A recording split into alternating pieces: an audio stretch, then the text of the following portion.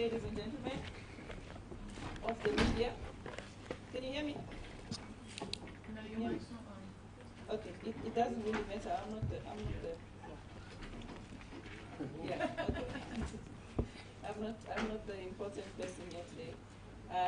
Without wasting too much time,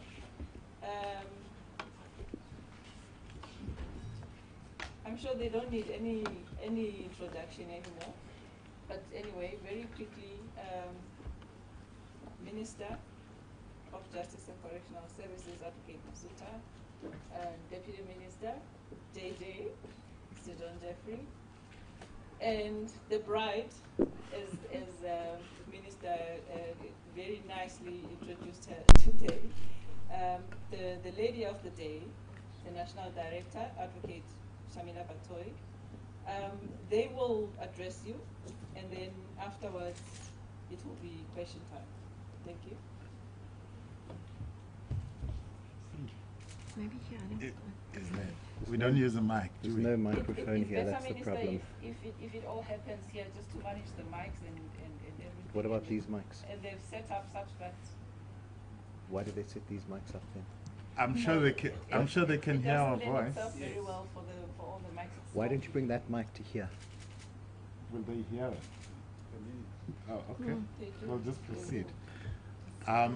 Good morning, everybody, members of the media, and South Africans at large. My name is Chirilo Michael Masutha, Minister of Justice and Correctional Services in the Republic.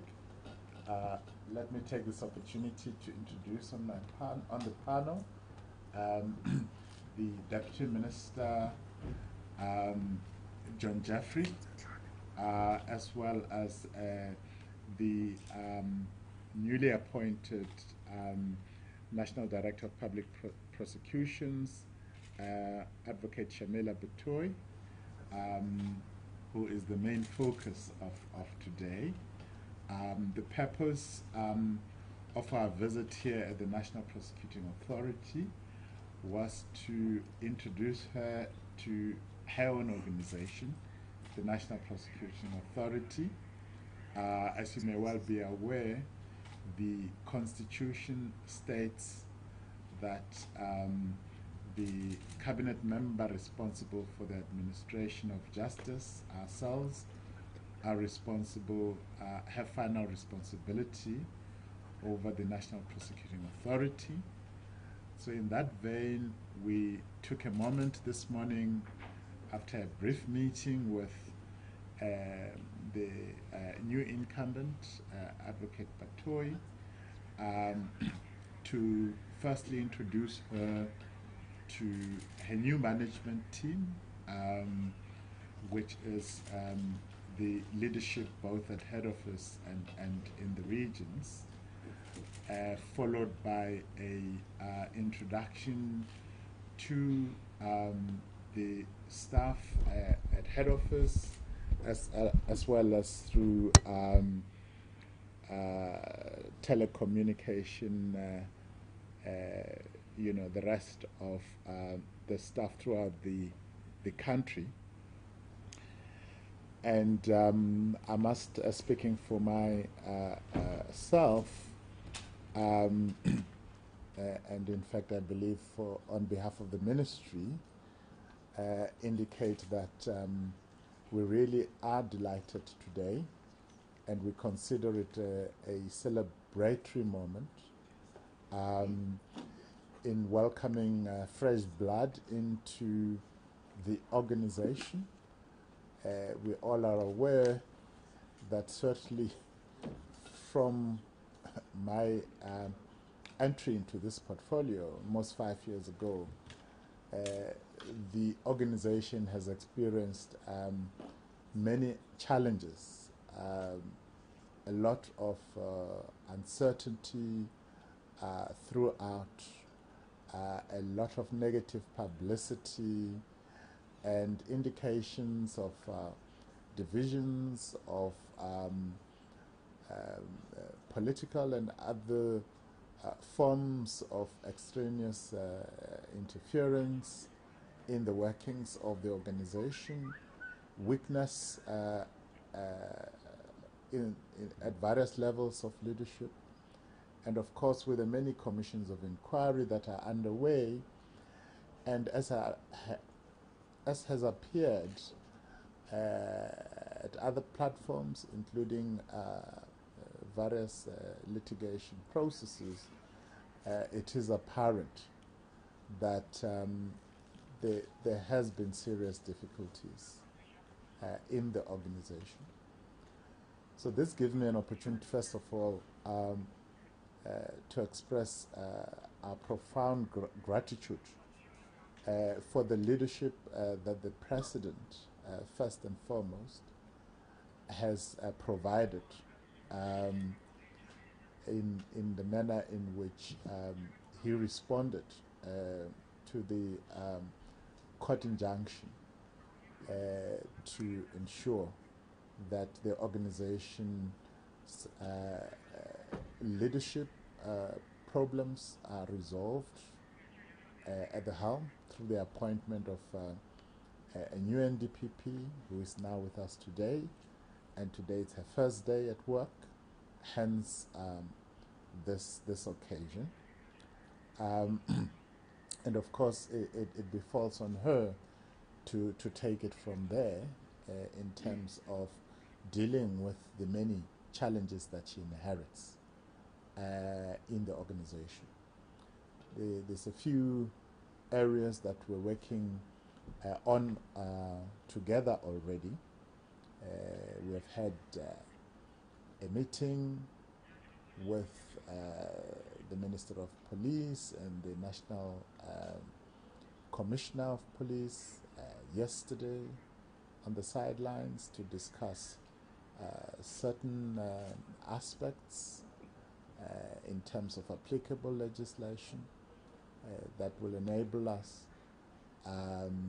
to work towards, amongst other things, addressing issues of capacity in the NPA in the face of what is emerging from the various processes I've alluded to earlier that may result in quite a bit of work for the NPA that might require significant injection of additional capacity in the organization to be able to respond effectively to the challenges ahead and to discharge its responsibilities accordingly in dealing with some of those matters. I think the detail thereof will become clear and available in due course once all the processes have been concluded.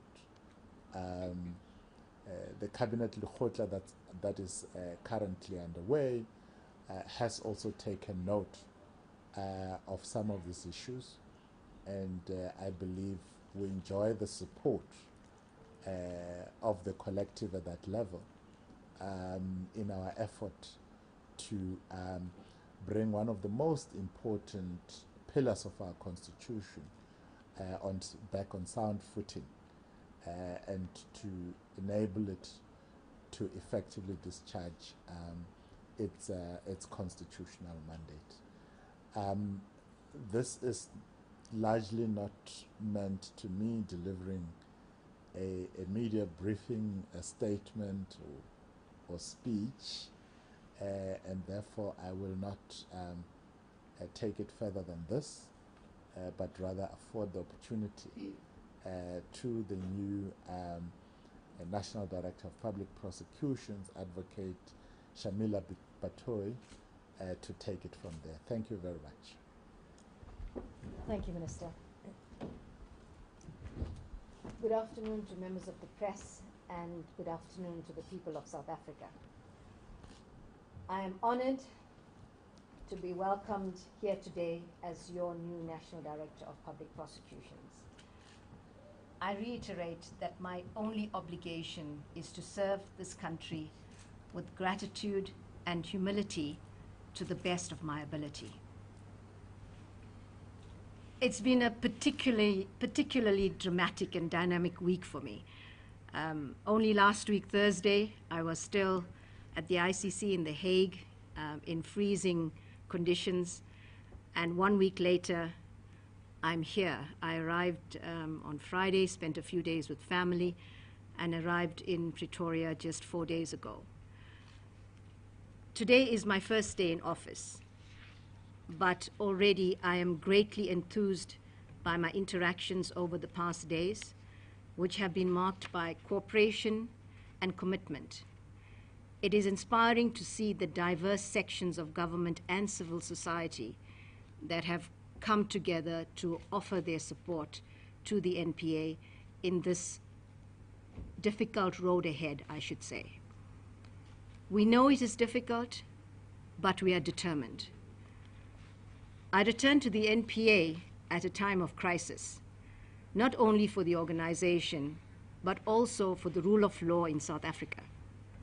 Without it, the country is on a slippery slope, and the cancer of impunity festers and grows with devastating impact on the country. But despite these challenges, I am really confident that the NPA will become an organization that puts justice first, and one we can all be proud of, and that many countries in Africa and beyond can aspire to. I have just come out of a meeting with all NPA staff. I reiterated that we as prosecutors hold the future of our country in our hands. South Africa's constitutional democracy cannot survive disrespect for the rule of law. Justice must win, and not just in terms of empty rhetoric, but by our actions. This is how we in the NPA want to be judged in a few years' time, by our actions and not just our words. I am under no illusions about the challenges and the complexity of the task that lies before us. Our rainbow nation is reeling from allegations of corruption, violent crime, and impunity. Corruption is driven by greed and selfishness. In certain contexts, when public institutions are corrupted, it amounts to theft from ordinary South Africans just trying to make ends meet and live a better life in South Africa. We need to ensure that money goes where it was intended. I commit to leading an organization which has the courage and the ability to end this damaging state of affairs. Perpetrators of crime and corruption within the state and private sector, regardless of who you are, where you are, how rich you are, your days of acting with impunity are numbered. I reminded all prosecutors this morning that we are lawyers for the people, and that, unfortunately, the people don't trust us anymore. This state of affairs cannot endure, and we have to turn that around. We are committed to turn that around. We have to get our house in order. We will act with courage, a deep commitment to our constitutional obligations, and an unwavering commitment to our independence, which I will fiercely defend. Beyond courage, we need an organization with the capacity to deliver. I have spoken to the minister about this, and I will work tirelessly with my government counterparts, external partners, including civil society and the private sector, to ensure the NPA is an effective and efficient organization that can address the challenges of the 21st century. This will require hard work and innovation and perseverance. I know that everyone out there is hungry for justice. You have every right to be. Serious allegations have emerged, some old, some new, but all damaging if they are found to have any basis in fact at all. What is emerging is distressing in the extreme, and will receive immediate attention from me and my team. I will, as soon as possible, engage with relevant stakeholders, including the team at the Zondo Commission and the head of the SIU, amongst others. As the Minister mentioned, we had already met with the Police Commissioner as well as the Minister of Police yesterday. However, you must bear in mind that for justice to win, we can't only focus as the NPA on the revelations of the Zondo Commission and other commissions. We need to ensure access and delivery of justice to the millions of victims of crime, including of sexual and gender-based violence. All South Africans have a constitutional right to feel safe and secure. Government entities need our support to make our country safe. It is also incumbent on every South African, on every one of you, to consider how can you contribute towards fighting crime more effectively. For example, are we providing a market for stolen goods? We need to consider how our own behaviors might be influencing crime. I share your sense of urgency and commit to moving quickly on a number of pressing matters in the coming weeks and months. But you must understand that my colleagues and I will need to prioritize, and also that fixing the rule of law is a long-term endeavor, and we need the support of you, the people of South Africa. There is a dark cloud hanging over the NPA. The NPA needs a change in leadership, one that prosecutors and all South Africans can be proud of. I also told NPA staff that they have my complete loyalty to those who are committed to upholding the values of the Constitution and to getting the work done. Importantly, however, members of the NPA who are unwilling to work as professionals with integrity do not have a future in the organization. Prosecutors are not for sale.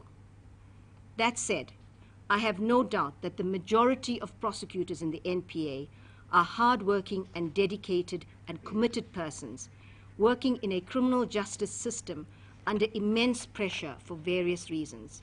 I have no doubt that all of them will share in this vision.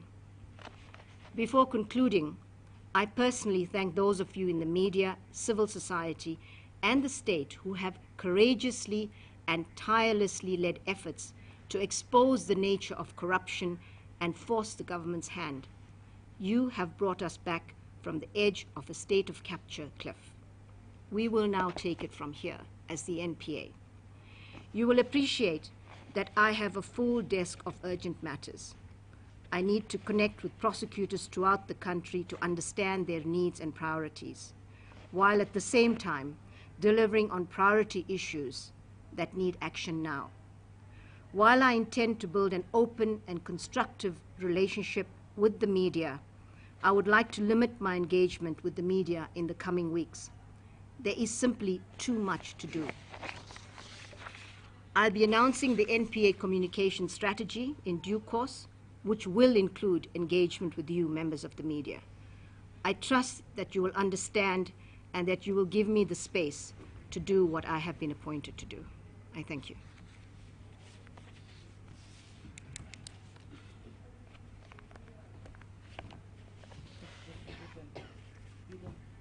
Thank you very much, ladies and gentlemen. I would imagine you will have a few questions, although I think from the speech that the NDPP has made now, she's covered the, high level, what her approach is going to be and how she's going to engage with it. Because I know many of you, and those who are not here today, those of you who are here, please understand that I know we've been getting a lot of requests for one-on-ones. I think the NDPP has addressed that and has given you, proper understanding of her approach from here. So, but I'm sure she will work very well with you moving forward. If there are questions, which I'm sure there are, high-level questions, please can you take them? As you ask your question, please, especially for the sake of the National Director, because she will need to know a whole lot of you. So just introduce yourself when you meet her out, and then just ask a question. Hi, this is Karen for Business Day. I have two questions. Advocate, when you did your interview, you spoke about the possibility of an investigations unit within the NPA, which I would imagine, would be empowered much like the Scorpions were for prosecutor-driven investigations.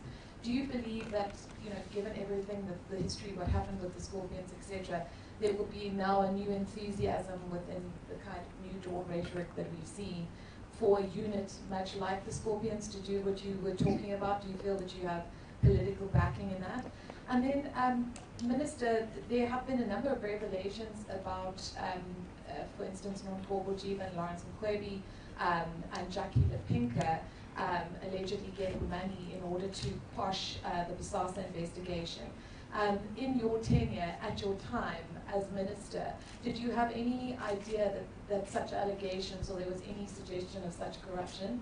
And while I know it's not proven, are you at all concerned that there may have been some level of oversight deficit on your part in terms of identifying the lack of movement in the Bosasa investigation? And would you as Minister support an investigations unit within the NPA, much like the former Scorpions unit? Thank you so much. Thank you very much, Colleen Hunter from the Sunday Times. I'll start off just to follow up Advocate Masutha from my colleague's question about your role in the, or your presiding over the NPA and its instability that persists. We've heard from the Mokoro inquiry, we've heard at the state capture inquiry. How are you going to do things differently as the minister in charge to stop the political interference? These are your colleagues that are in cabinet, etc., and in the ruling party that have been accused of meddling in issues of criminal justice. How are you going to make things easier for the new National Director of Public Prosecutions? To the Advocate Batohi, two questions. The first of which is to follow up on Karen's question is how are you going to do things differently in this 2 months that you've had since your announcement of your appointment? What were you thinking about? What are you going? What new ideas are you bringing to the table? And secondly, there's just been a massive issue aside from the political instability, etc. What we've heard you in the interviews from some of your colleagues is there's just a leadership problem, entirely across the organization, of which involves your deputies and then other very senior members of the NPA. Are you going to be having any discussions with the president, or are you sort of going to just limp along and let the status quo remain, considering that the problems in the NPA have been, at various leadership levels? Thank you. Okay, that's the only two. There was another one. No, it's more. Shamila Batohi from ENCA. My question is directed to Advocate Shamila Batohi and Minister Masutha. To the Advocate, have you had any engagements since your appointment with your two deputies that are currently in a commission due to allegations of their conduct and fitness to hold office? That would be Lawrence Mkhwebi and Advocate Nonko Bojiva. Have you had any engagements with them? What have the nature of those engagements been?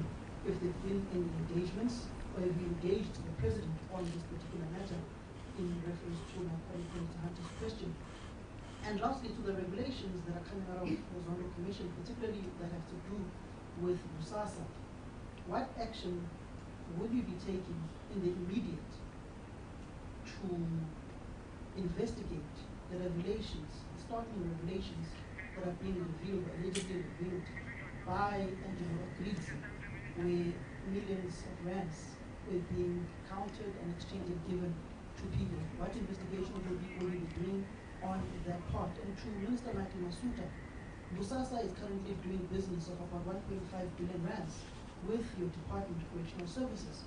What investigations are you doing in order to stop those contracts that Bosasa has and has allegedly gotten them fraudulently by bribing people? What actions are you taking, or is it business as usual as we've seen in the past 9 years? Thank you. That's it. That's,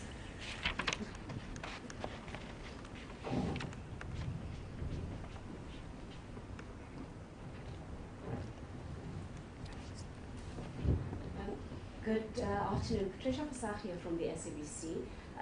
To Advocate Batohi, what I want to know is, do you have perhaps a decisive strategy already in place in terms of how you're going to deal with the political pressure within the NPA that we have often seen actually being at the center of some of the controversies and some of the controversial elements that have come up? Is there a strategy in place on how we're going to, number one, root out that if there is, and how you will deal with it if that time arrives, perhaps if you are politically pressured to take certain decisions or not to pursue certain decisions, as we always say that everyone is equal under the law regardless of their position. Okay, that's all the questions. Thank you. Minister and NPA, I think you will have an arrangement how you will start with. It's nice everybody has a set of their own. Okay. Thank you, Minister. Okay, with regard to the first question, look, we all aware of, as I said, the devastating allegations that are emerging from the Commission, the Zondo Commission in particular. The NPA Act does provide for creating a capacity to deal with certain specified crimes. What I can say at this point is that the allegations are unprecedented in terms of the scope, nature, complexity of corruption. And it requires a highly specialized, well-funded entity to be able to deal with this. The NPA is under a lot of pressure as it is, and so it requires a certain very specific response to these issues. So all I can say at this point is that the ministers and I have had some preliminary discussions, and we are of the view that in order to properly address these issues, there needs to be a proper multidisciplinary response to this, and we are certainly at this point looking at all possibilities. I think this also takes care of one of the other questions that I was asked about, what action will be taken immediately to investigate all the allegations that have been coming up in the Zondo Commission.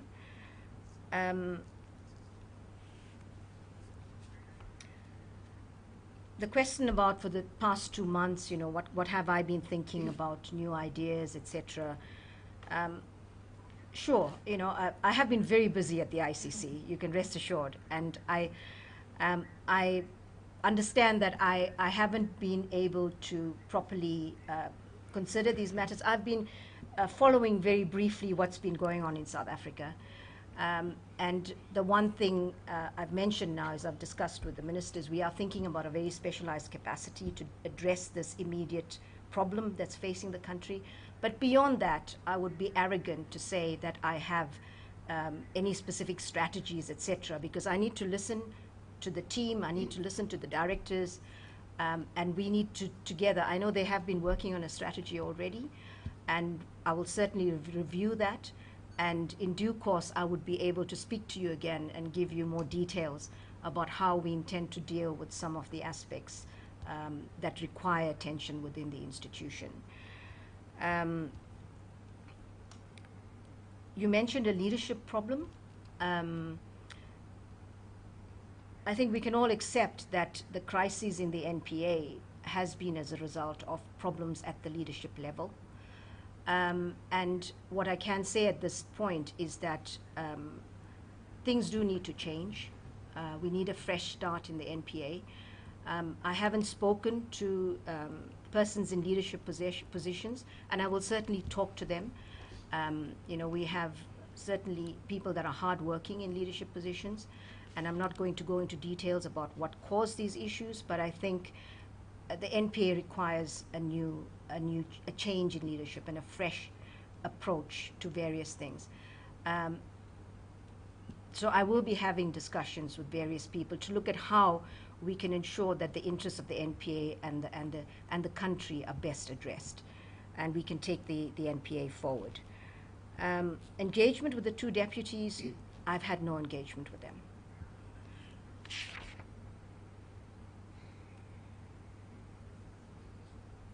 I think there was, yes, thank you. So the strategy to deal with political pressure. One is, I feel fairly confident that there will be no political pressure put on me with regard to, well, let me rephrase that. Let me put it this way.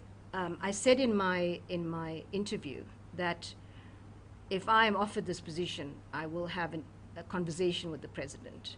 We all know that the Constitution guarantees independence and requires that the NPA act without fear, favor, or prejudice. But we know what has been happening recently. It's been pretty difficult.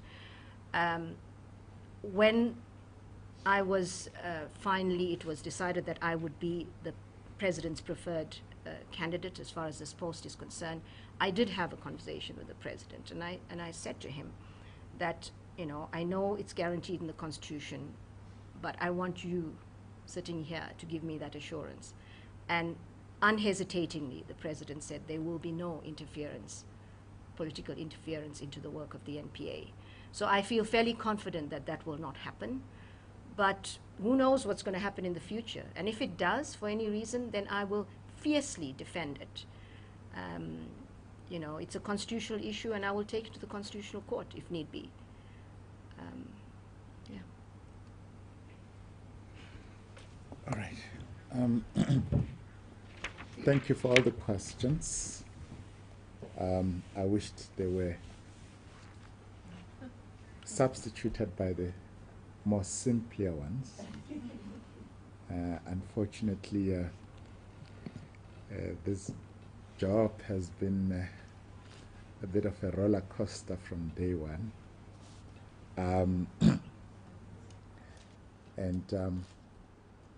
Yes, have we been ball watching? I wish we were at all times at a vantage position to see the ball in the first place. I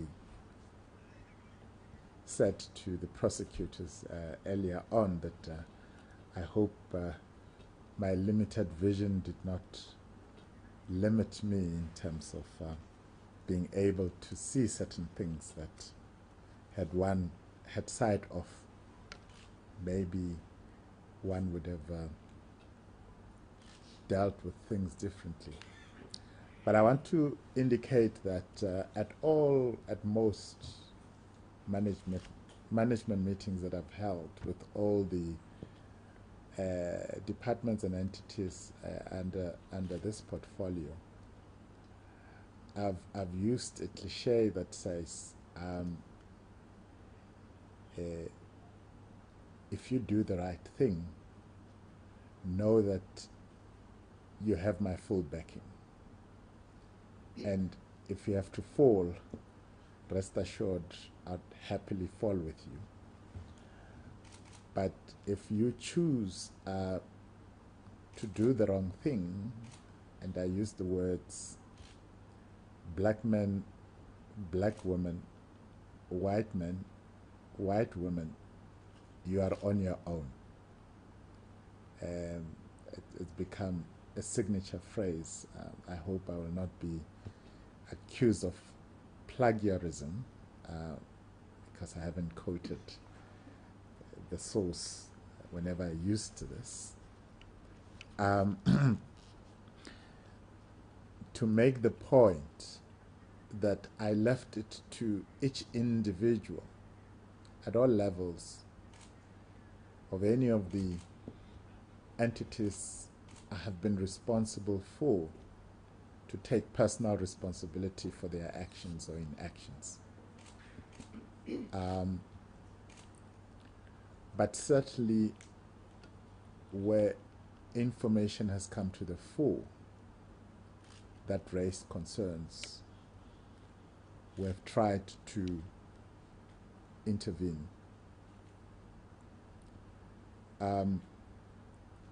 and I don't want to go into much of the specific instances where, because I don't necessarily want to use this platform to put any individual on the spot at this stage.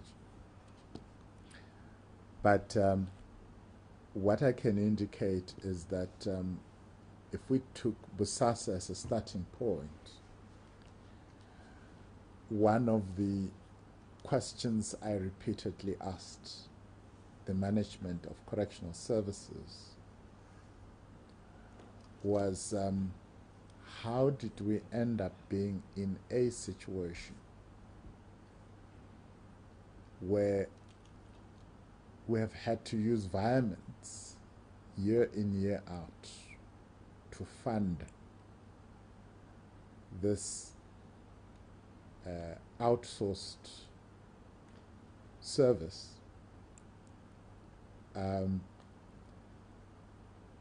because clearly it seemed to me that funds year in, year out had to be diverted in order to support this contractual arrangement. But I've also asked, how did we end up in a situation where so many years down the line we have not been able to develop our own in-house capacity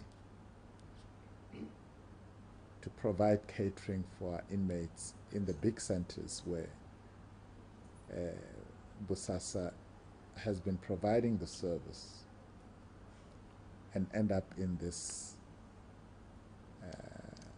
often referred to evergreen contractual arrangement.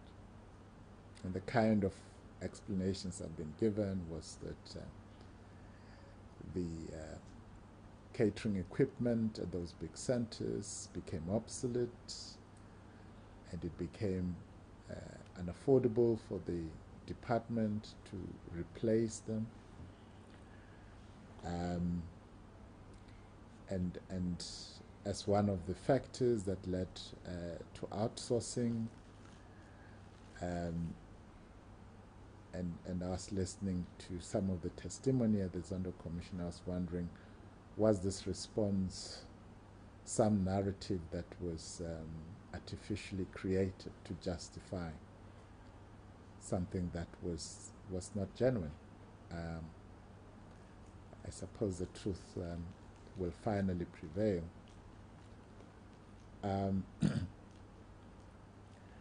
So I have been myself deeply concerned since I took office about this perpetual outsourcing of what I have always had doubt was absolutely unavoidable.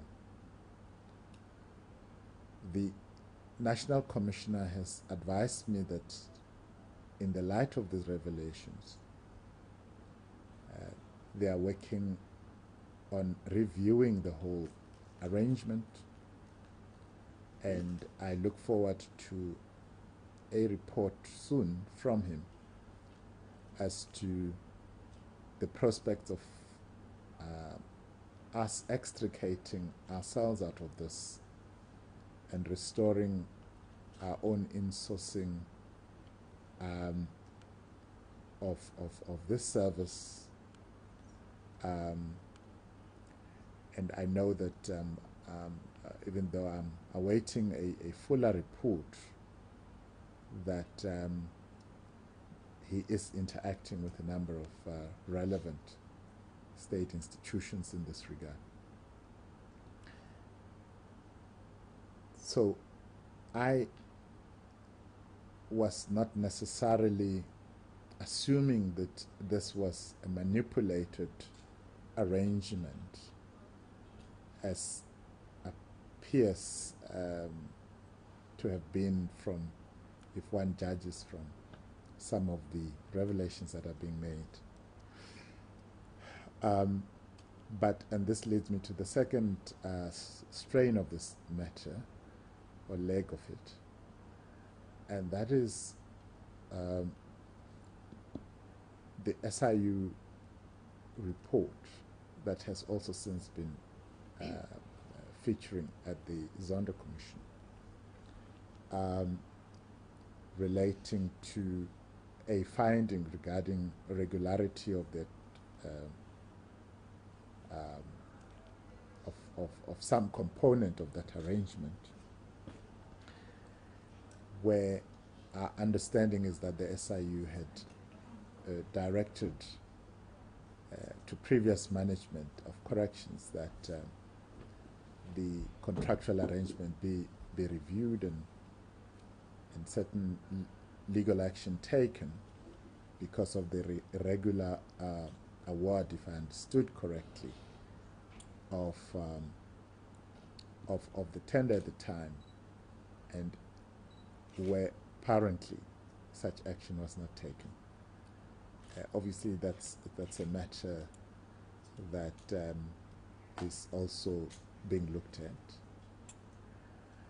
And talking again of SIU investigations, you know that at some point last year, the SIU revealed a quite significant number of investigations that it concluded and submitted reports in terms of its own legislation to the NPA for prosecutorial decision, which of course, as I understand it, first gets referred to the police, or specifically DPCI, and based on the investigation, then prosecutorial decisions are taken. When that report came through, we had a meeting with the head of the SIU and of the acting NDPP, and agreed that between them and the head of the DPCI, there would be an in-depth investigation as to what actually happened to all those matters after they were referred to the NPA by the SIU. And it includes the Bosasa contract issue and the SI report in that regard, as I mentioned earlier. At the time when I asked the acting NDPP as to why in that specific case no criminal action had been forthcoming, the response I got was that the NPA's, the response to the NPA from the DPCI was that a forensic report that required some funding needed to be commissioned by the investigative authority, and that had stalled proceeding with the matter between the DPCI and the NPA. I must confess that I'm not particularly technically sufficiently equipped in this regard to have been able to question the veracity or the credibility of this. Safe to say that I felt that the matter did warrant to be pursued, and indeed we are awaiting a more comprehensive report following the interaction between the three law enforcement agencies, SIU, DPCI, and the NPA,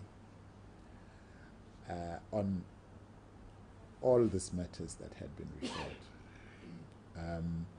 so that, as you know, in terms of the NPA, I can request written reports on certain matters, and in fact, from time to time, I do request those reports to appraise me of what has actually happened in a specific matter. So we're awaiting that, and that would give us a sense. The NDPP alludes to the fact that we are in discussion around issues of capacity, and I know a question was asked about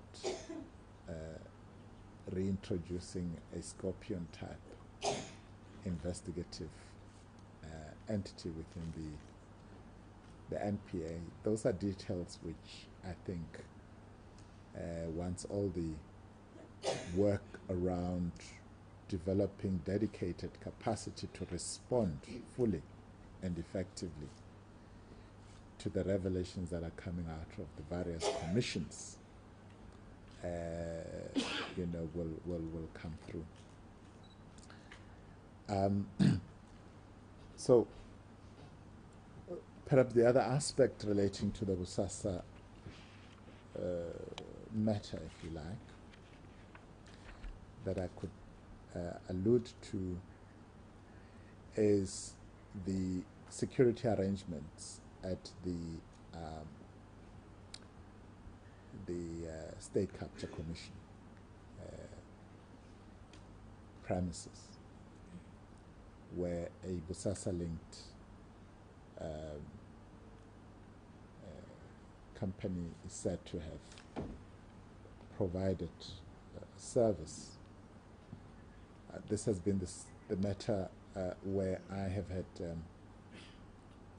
ongoing discussions with the Deputy Chief Justice, with the DG of Justice as accounting officer. As you know, all commissions of inquiry are supported by the Department of Justice, and therefore the DG of Justice is the accounting officer. In so far as administrative support is concerned. And we have finally reached a point where the department has, as I understand it, commissioned a forensic investigation to establish as to whether indeed a tender was irregularly awarded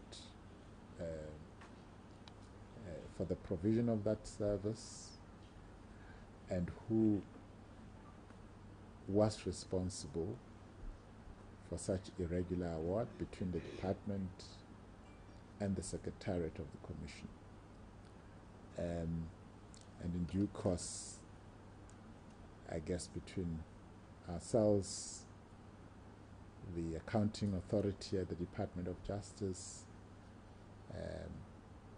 and the chair of the Commission, we should be able to provide more reliable information as to what transpired and as to, therefore, what appropriate course of action needs to be taken. But I was also advised by the department that the forensic investigation that they are conducting will go into the entire history of procurement of Bosasa-linked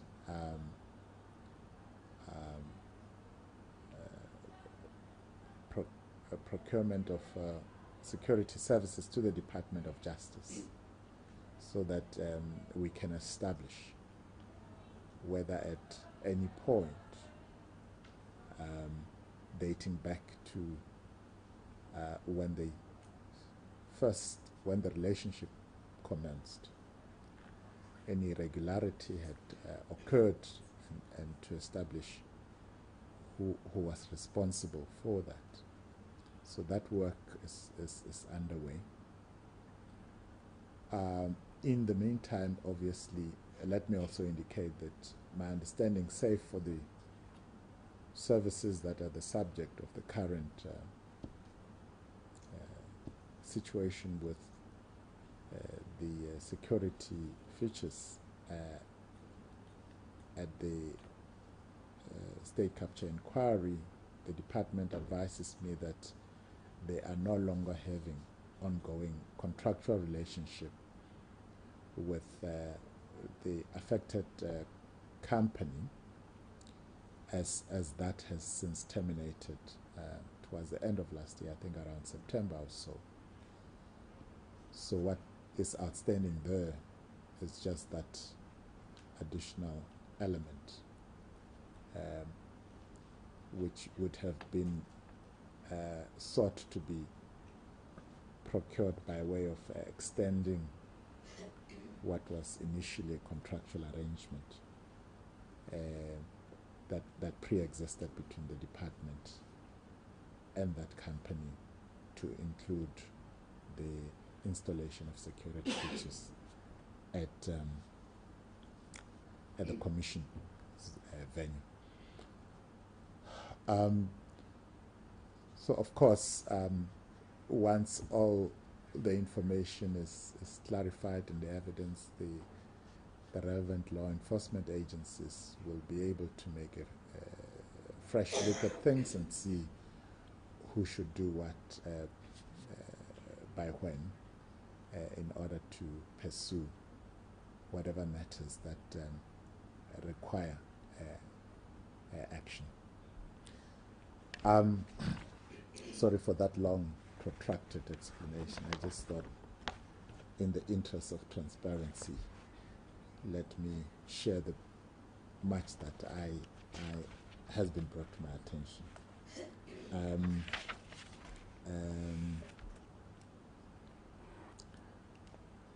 Yeah, the allegations of bribes, whether I was aware of them, that are coming through at the inquiry into the fitness to hold office of the two deputies. That is completely new information to me. I at no stage had reason to suspect, and never had any inkling of any such manipulations that are coming through. Was I too hands off? I know whenever, we as politicians have interacted with this institution, the first suspicion was, is it with the intention to interfere politically? I've generally adopted an attitude of allowing the institution the space to do its work, and never really tried to act as a hawk, always hovering over it, unless issues arose. And whenever challenges arose, I took time to come to this headquarters to engage with management on those issues, and I've done so on a number of occasions. But I've also invited members of the institution, as I did members of all other entities I'm responsible for, to come forward. I've always adopted an open door policy, and I've always used the expression that my chief of staff is not a door to my office. He tries and helps in organizing my schedule, but anybody who wishes, and I continue to keep that door open. I have always kept it open. So I would have expected that people who wished to raise serious issues of concern, such as are emerging, to have come on the sidelines even to share some of this information, so that we could have acted on some of it. But that's as far as I'll take it. I don't know if there are any specific questions that I may have missed or forgotten that you may want to follow up on. Thanks. It's one, because we really very much, Advocate. Thank you for this detailed explanation. Advocate, I just want to confirm one thing. You say that you're reviewing your contracts with Busasa. Is that Arthur Fraser that's doing the reviewing of the contracts with Busasa? Secondly, just trying to find out, are you basically issuing, you're going to pay a forensic investigative company to investigate issues that State Capture Commission is investigating? What is the need for that? Number one, and number two is, why isn't the Hawks just brought in? Why do you need to then outsource this to forensic? Is this not an attempt to delay the investigation that's already taking place at the State Capture Inquiry in relation to Busasa and the tender irregularities there? The next one. Thank you, Minister, and thank you again for that detailed explanation. I think at least there's some attempt at transparency, which I think we all appreciate. But my first question is, you said that when you raised questions about why there had been no movement on the SARS investigation, the acting NDPP told you it was because of these forensic issues, capability issues with the Hawks. Am I correct in assuming that was Advocate Jiva, number one? Did you accept that explanation, and did you try to do anything to push them to actually work on this? Because the report had been provided in 2010. And given that you had these misgivings about, you know, the fact that these allegations had been raised in the SIU report, did you yourself at any point say in your position that you did not feel it was appropriate that the department continue to have a relationship to the extent of the 1.5 billion rand intent as described by Samkele? And then lastly, and I hate to ask you, but given the kind of wealth of revelations that we've seen. Sorry, I missed the last one you've just said. You know, what steps you took about actually saying, given the kind of allegations that had surfaced in the SIU, would it be appropriate for the department to continue having, you know, this relationship with Busasa with 1.5 billion rand in tenders? And then, you know, we've seen a number of people in your party, a number of individuals in government alleged on the version of the State Capture Inquiry witnesses to have received bribes, to receive chickens, bribe packs, security. We're not going to, what guarantees can you give us that no such revelations are going to be made about yourself, given the pivotal role that you played within the department? Thank you. No, you know, before you speak something, I'm actually quite tempted to ask that, you know, all these other questions happen, you know, on a one-on-one basis. Because I think these are issues that the nation needs answers about, and one-on-one, it's a live TV broadcast. Because what my need for the altercation is that now the briefing is going at a different direction. And No, but the issue is the national No. director has another meeting at 2 o'clock. So can we just be mindful of that as well? So in really managing that this doesn't become a long, protracted. In fact, I'm worried myself that, as you correctly say, we might be detracting from matters that really falls elsewhere that deserve another occasion. Not that I have any difficulty in responding to any of them. I'm sure if there were any incidents of any improper relationship between me and Busasa, by now those would have come to the fore. But of course, the process is still ongoing. So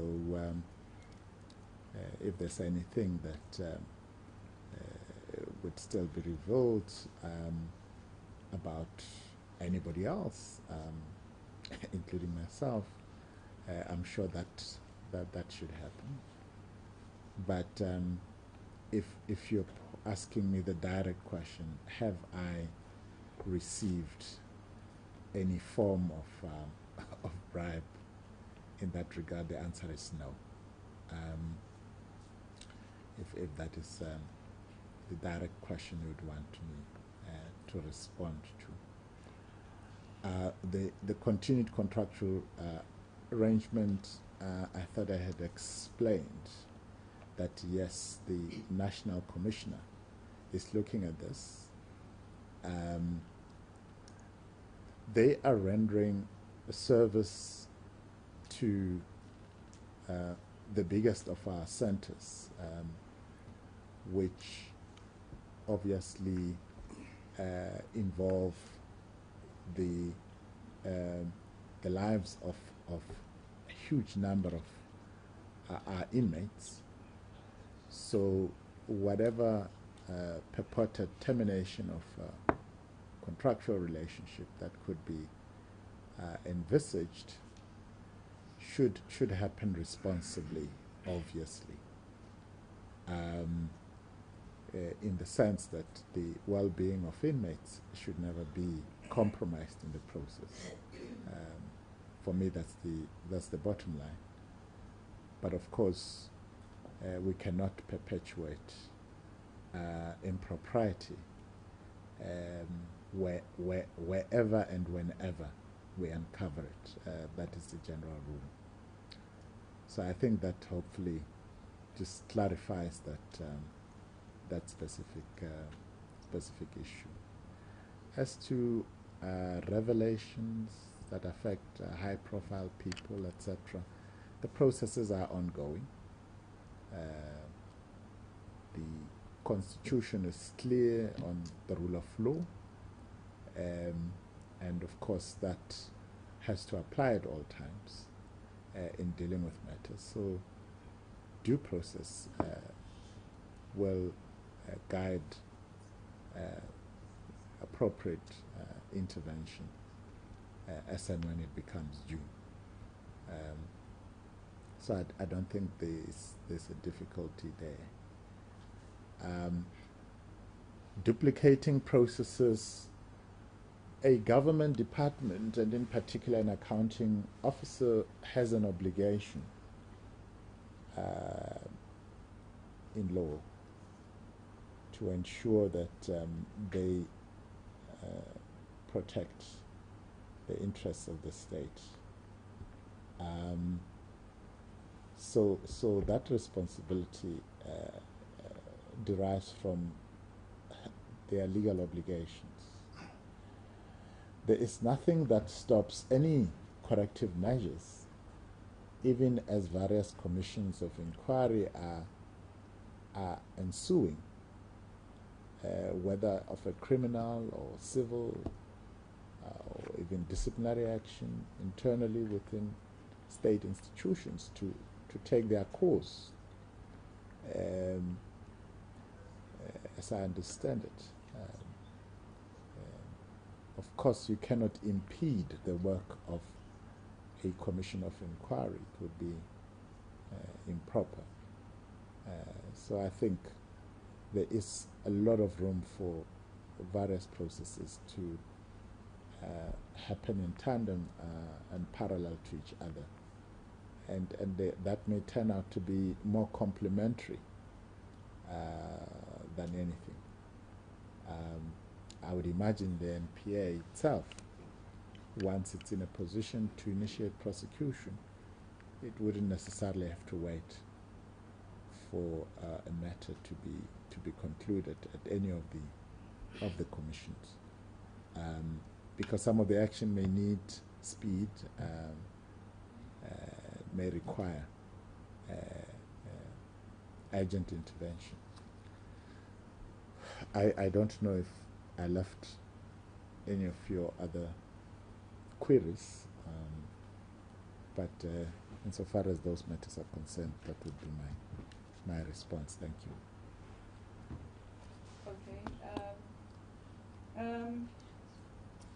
In the interest of time, this is how we're moving forward now, because we have to come to a close of this briefing. Clearly, there's a lot of interest coming out of Bosasa issues coming from the state capture inquiry, and I think it's very clear that the minister and everybody is willing and prepared to be transparent about it. But I think for the purposes of today's briefing, it really is not fair to the program of the day, because remember what we started with was we are coming here to introduce the national director.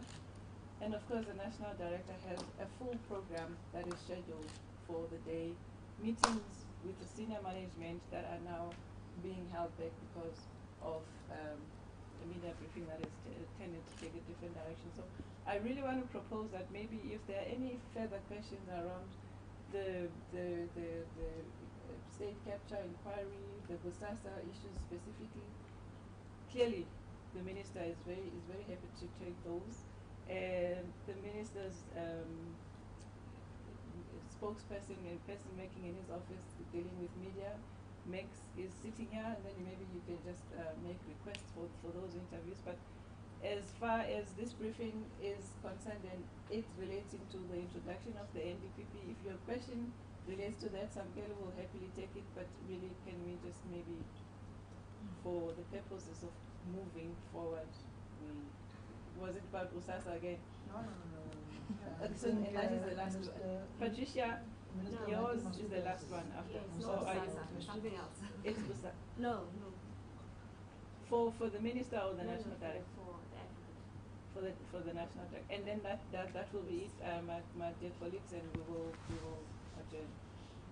Advocate Batohi, I will say apologies for stealing your shine there, but those questions are very important. It's fine. My question to you, what is your most important case at this point in time? Out of all of the revelations coming out of various commissions in the country, which case do you deem is most important to try and sway South Africans that indeed there is a new dawn at the NPA, where those who have been found with their hands in the cookie jar will be held accountable? Which is the most important case which you will pursue to try and sway South Africans' views on the NPA? Then lastly, on the case of Mr. Duduzane Zuma, which was withdrawn to SABC Jonas to testify or being cross-examined later on in the State Capture Commission of Inquiry, what was the basis of that withdrawal from the NPA with regards to prosecuting Mr. Duduzane Zuma? Thank you. Last one, Patricia.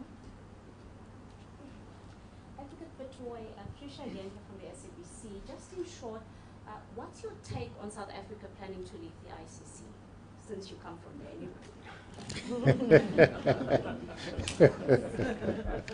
I hope it never happens. Short answer. But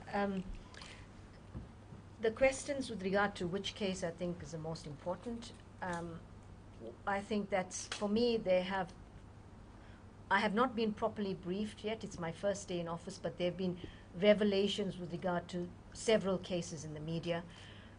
All of those seem very important. And what I can say is that we will now look at doing and looking into various allegations and looking at, as I said, creating this entity. And I'm kind of waffling it. So let me just be clear that there are several cases that appear to be very important. Let me put it that way, that the NPA and in law enforcement agencies, police, have got to look at when this specialized capacity is put together. And I'm not going to mention any names, but I'll say that there are several that we will need to look into. High-profile politicians? I mentioned in my address initially that it could relate to people that are in high positions, both in the public and in corporate sector. So, you know, the rule of law, everyone is equal. And so, where the evidence takes us, we will prosecute. The withdrawal of the case against Mr. Zuma, I have no idea about the reasons for that. I will no doubt be briefed about it. But what I would say is that I intend to get a team together to do an audit of a number of cases, and depends on what emerges from that process. I will decide on on the next steps with regard to those issues. And